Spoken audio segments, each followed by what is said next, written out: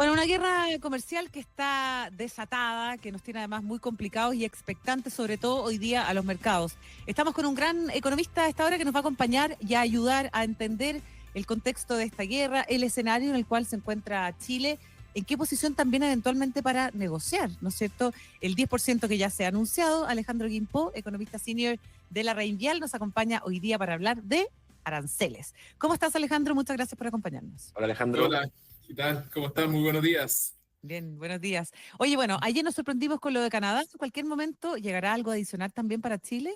¿Qué es lo que estamos esperando acá en nuestro mercado? Sí, perfecto. Oye, mira, esto es una semana, ¿no es cierto?, muy entretenida de alguna forma, nosotros podemos decirlo, porque y también movida, donde estamos viendo muchas cosas. Mira, yo justo vengo llegando ayer de Brasil, tuve una gira por Sao Paulo, Brasilia, y justo cuando estaba tomando mi avión de Brasil a Sao Paulo, le llegaron los aranceles a Brasil también, ¿cierto? Bueno, aranceles de 50%, los más altos que se han puesto en esta ronda de aranceles, y que definitivamente conversaban con una lógica que quizá era algo más política que comercial.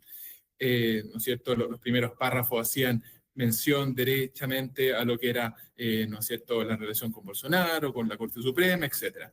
Pero yendo al punto principal, ¿no es cierto?, la pregunta que me hiciste, efectivamente yo creo que Estados Unidos está en esta etapa de enviar cartas, ¿no es cierto?, proponer Estados Unidos un arancel y en base a eso ir abriéndose los países para que vayan a negociar. La estrategia base siempre estuvo pensada en este punto de la balanza comercial que se tiene. Y yo creo que una de las perspectivas más claras que uno podría tener, o la comparación, fue la misma tarifa del Día de la Liberación. En ese contexto, nosotros vimos que toda Latinoamérica fue grabada con un 10%, y en ese sentido uno puede entender que las motivaciones en Brasil, por ejemplo, fueron más políticas, pero en el resto de Latinoamérica uno debería esperar un impacto que quizá sea algo más acotado, es decir, ¿no es cierto?, cercano al 10%. Han salido algunas noticias recientes, principalmente en blogs de economía y de comercio, que quizás están mencionando que Trump va a hacer un paso un poco más allá, es decir, va a establecer a todos los países con los que no se llega a acuerdo, digamos así, o todos los países que no tienen una condición, digamos, de target especial, entre un 15 y un 20. Si eso es así, obviamente sería una situación que en promedio la tarifa efectiva a productos importados de Estados Unidos, que es una métrica que se toma más o menos tomando el promedio ponderado por tarifa de los diferentes países según su volumen de exportación, efectivamente quizás sería un poquito más alta. Eso, ¿qué efectos tiene? Yo diría que el efecto directo a Chile es un poco más acotado, el efecto más bien a Chile, ¿por dónde va? Por la demanda global. Ya, Alejandro, déjame preguntarte por un acronismo, ¿cómo se dice? Con una sigla que se acuñó hace algunas semanas atrás, que era TACO, que era Trump Always Chickens Out, siempre arruga, ¿ah? No está arrugando nada. ¿Todavía esperamos que se pueda echar para atrás, que todavía esté negociando con el tejo pasado, o ya vamos a considerar que estas cartas son números, traen números definitivos? Uno, si se pone a ver, por ejemplo, te voy a ir en un caso muy concreto, el caso de Vietnam. ¿Cierto? Vietnam, en la primera ronda de la tarifa del Día de la Liberación, fue grabada con un 46%. Y ahí la tarifa que se estableció ahora fue un 20%. En general, cuando uno va comparando los acuerdos que hemos llegado hasta ahora, es decir, ya cuando se cierra todo esto, se cierra en una tarifa previa, o sea, más pequeña que el Día de la Liberación. Yo diría que aquí, obviamente, estamos viendo la primera fase del taco trade, es decir, todavía no le hemos dado tiempo a Trump para que se arrepienta. Y siempre tiene que haber algo que impacte, ¿no es cierto?, en el escenario estadounidense para que uno pueda decir, ok, efectivamente, esto puede tener una consecuencia. ¿Qué fue lo que, por ejemplo, cuando tuvimos estos aranceles que llegaron casi al 150% en el caso de Estados Unidos, hizo retroceder a Trump? A mi parecer, fue la presión de precios grande que se estaba viendo en Estados Unidos. Ya estamos viendo que si se establece un escenario en el que los precios estadounidenses suban mucho por estos aranceles, efectivamente eso es un punto bien relevante. La popularidad en Estados Unidos de los aranceles no es muy grande. Yo te diría que, al contrario, la gran mayoría de los estadounidenses no apoya una política de aranceles, y más aún cuando esto le vaya a impactar en precio. Eso todavía yo creo es muy pronto para tomar un escenario clave, pero el escenario más bien de cautela que reafirma la Reserva Federal va de alguna forma en esa línea. Es decir, podríamos tener una situación con precios algo más elevados, no desbocados, hay que tener cuidado con eso, precios más elevados y que la Reserva Federal pueda ser más cauta, por lo tanto, decir, oye, sabes que todavía no es momento de bajar las tasas y por lo tanto generar que las condiciones financieras todavía sean algo más complicadas. Eso definitivamente no le ayuda al gobierno, no le gusta y podría generar algo más de problemas, ¿no es cierto?, en la economía local de Estados Unidos. Alejandro, ¿quién gana con los aranceles? Nadie. El que De recauda. alguna forma. Sí, Pero la recaudación ahora que se aumenta aumentaría la recaudación de Estados Unidos. marginal. Uno puede decir que el efecto, ¿no es cierto?, asociado a todo esto es de alguna forma, no es algo que corrija el gran déficit fiscal que están teniendo, especialmente, ¿no es cierto?, luego de la aprobación de la Big Beautiful Bill. Y yo diría que uno, de alguna forma, pueden haber sectores, pueden haber individuos, empresas que obviamente se vean algo más beneficiadas, pero si uno toma el componente neto de los países, efectivamente es mucho más complejo. Ahí derechamente, cuando uno habla de la lógica proteccionista, uno dice, ok, obviamente, ¿quiénes van a ser beneficiados? Bueno, digámoslo así, las industrias locales que de alguna forma compiten con estas fuerzas que vienen de afuera. Por supuesto que son beneficiados, pero si uno ve la contraparte de todo esto y, por ejemplo, piensa en el consumidor, efectivamente el consumidor se ve más perjudicado. Entonces, cuando uno toma el efecto neto en este contexto, a mi parecer, y lo que ha sido en general la evidencia empírica, es que el impacto tarifario definitivamente tiene un efecto negativo. Ahora, hay que pensar también lo que mencionaba al principio, el efecto de incertidumbre, que obviamente es muy difícil de medir, pero que siempre está ahí. ¿Y a qué se refiere esto? Si nosotros estamos pensando que se pueden establecer tarifas en cualquier momento, se pueden cambiar o pueden ser establecidas de forma arbitraria, eso efectivamente te genera que muchos negocios posterguen quizás sus decisiones de inversión, que muchos consumidores que decían, sabes que quiero viajar, quiero cumplir algún sueño, de alguna forma también se restrinjan. Eso genera, ¿no es cierto?, un incremento en lo que se conoce como el ahorro precautorio y por lo tanto eso de alguna forma también te enfría a la economía. En Estados Unidos yo no diría que estamos hablando de recesión, pero sí estamos hablando de una desaceleración que se está viendo ya desde algunos meses atrás. Si bien el mercado se confundió un poco con lo que fueron las nóminas de empleo no agrícolas que salieron la semana pasada, ¿no es cierto? El componente de las nóminas de empleo no agrícolas que subió fue mucho más discrecional, asociado a materias de gobierno, materias de educación, pero si uno veía el componente cíclico de eso, es decir, las que van de acuerdo con la velocidad de la economía, efectivamente se estaba desacelerando. Yo diría que acá... Dale. Alejandro Guimpo, economista senior de la Raín Vial. A ver, esto estamos viendo como la primera oleada de efectos, ¿verdad? Que es como el anuncio de tarifas, pero acá van a haber reacciones también. Y una de las cosas que probablemente van a terminar ocurriendo en el mediano plazo es que va a cambiar la configuración de bloques. O sea, es probable que China también reaccione y diga cero arancel para todo, por ejemplo, o que Brasil haga una asociación con los chinos y hagan un pacto de, no sé, una alianza de largo plazo, porque Estados Unidos se volvió menos confiable de lo que era. Entonces acá también van a aparecer, van a reaccionar algunos. No sé cómo crees tú, con el conocimiento que tienes de la economía china, ¿cómo crees que va a reaccionar China a esto? ¿Va a hacerse amigo del mundo? ¿Va a ser el bueno? Es súper buena pregunta y yo creo que hay dos líneas que ya lo van categorizando. El primero ha sido este daño institucional a la economía estadounidense que ha hecho que la clase de activos estadounidense en el margen sea menos atractiva. Es decir, vimos en una parte del año, eso quizás ya se difuminó un poco, donde las tasas estaban subiendo de los bonos del tesoro, estaba cayendo un poco más el equity y el dólar global se veía depreciado.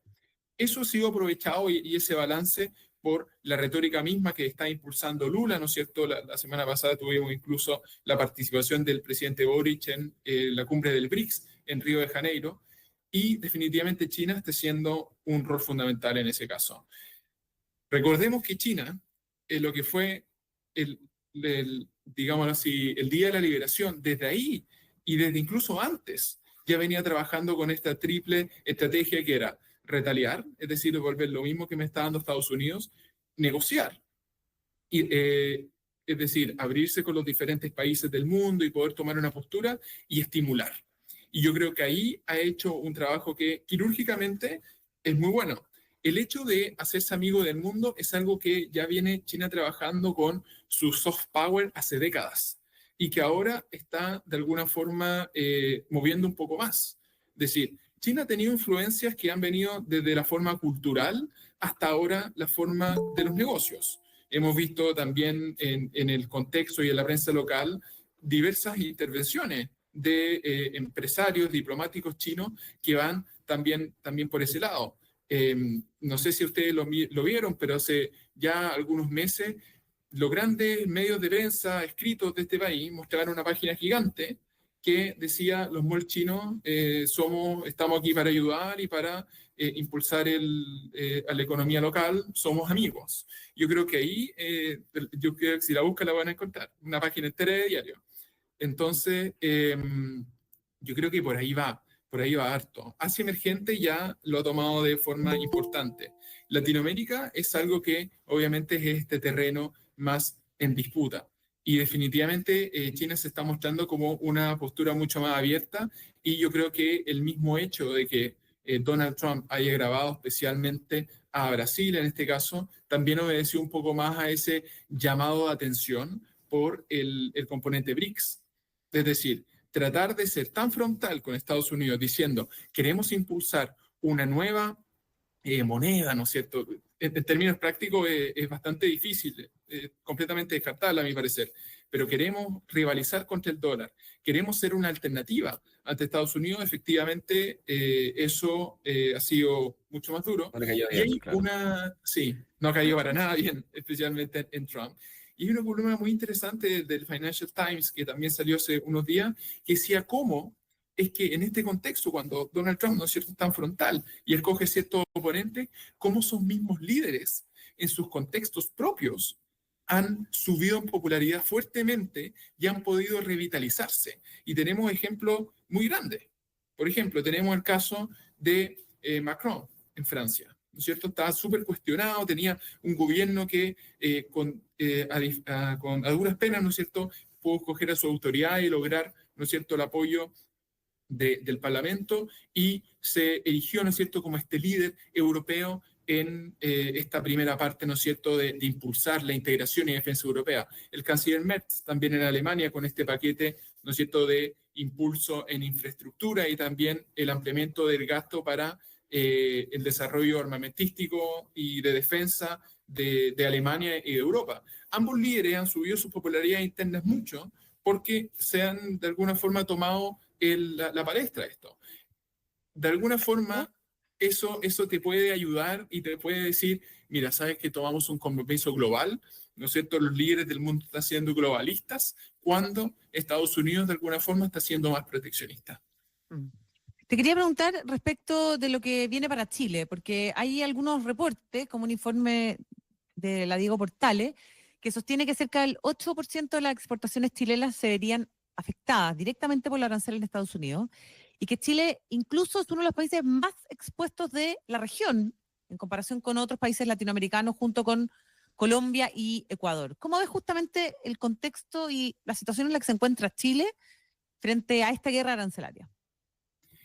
Chile ha hecho esfuerzos súper importantes a nivel diplomático para tratar de bajar, ¿no es cierto?, un posible impacto que te llegue. De ahí yo diría que eso las autoridades pertinentes han tratado de hacer harto esfuerzo. Todavía no llega la carta, ¿no es cierto?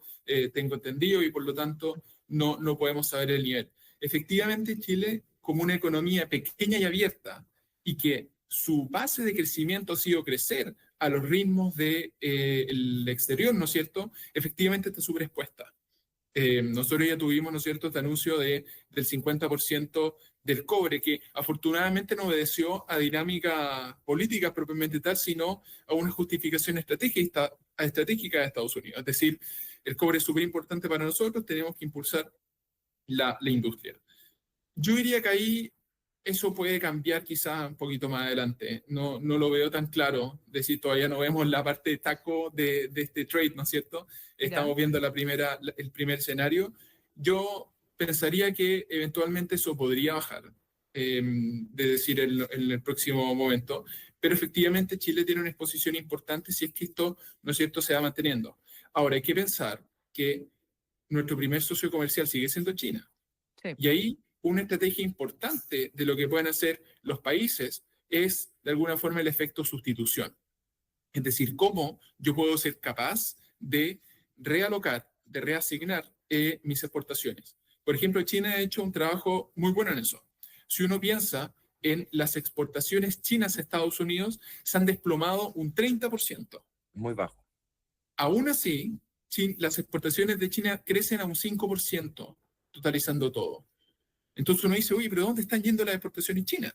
Bueno, están yendo a México, están yendo a India, están yendo a Vietnam, es decir, están yendo a diferentes otros polos.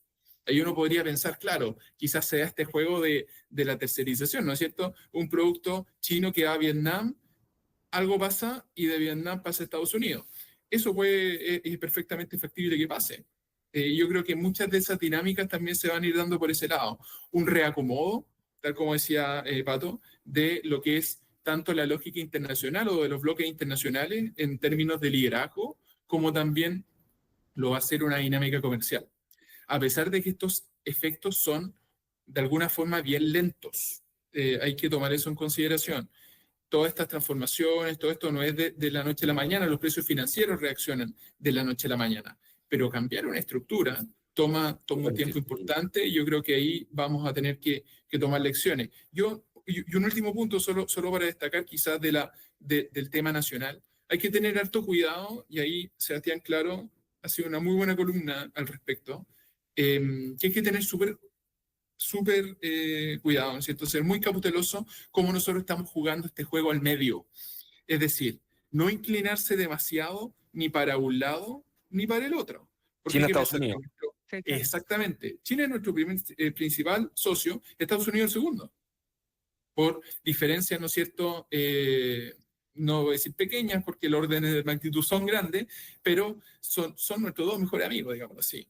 Obviamente es muy difícil estar entre ese punto medio. Yo creo que Chile tiene que ser muy capaz de jugar una postura que apunte más hacia una neutralidad estratégica, ¿no es cierto? Y tener ambas puertas abiertas. Un Chile abierto, un Chile que se integra con el mundo, es definitivamente un Chile crítico, un tema crítico para que Chile siga creciendo, especialmente, ¿no es cierto?, en un contexto donde ya entramos en la tierra derecha de las elecciones presidenciales y de las propuestas de crecimiento que están haciendo diferentes candidatos.